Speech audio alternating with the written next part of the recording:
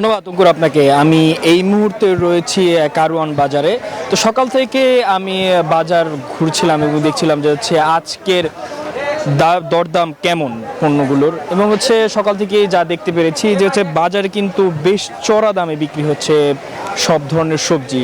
এবং ব্যবসায়ীরা বলছিলেন যে বিগত কয়েকদিনে বৃষ্টির কারণে কিন্তু সরবরাহ কম, এবং সাধারণ কৃষক যারা রয়েছে তাদের কৃষি পণ্যতে কিন্তু বেশ ক্ষতি হয়েছে, যার কারণে এই সরবরাহ কম হয়েছে এবং দাম কিন্তু আগের তুলনায় 20 থেকে 30 টাকা, এবং কিছু কিছু পণ্য তো আমরা দেখতে পেরেছি 40 টাকা পর্যন্ত দাম বেড়ে গিয়েছে।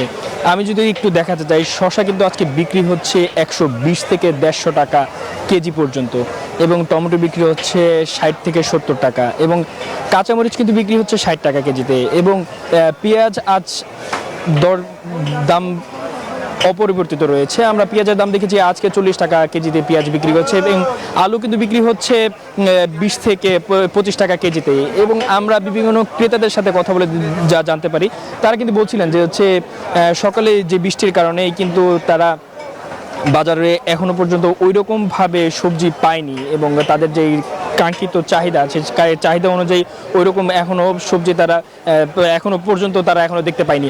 এবং আমরা বিক্রেতাদের সাথে কথা বলে যা জানতে পেরেছি, বিক্রেতারা বলছিলেন যে তাদের কিন্তু যে বাজারে বেশ কিছু জায়গায় পানি হওয়ার কারণে কিন্তু এখনো বেচা বিক্রি ওই রকম এখনো হয়নি। তো অঙ্কুর, এই ছিল রাজধানী থেকে আমার কাছে সর্বশেষ বাজারের তথ্য।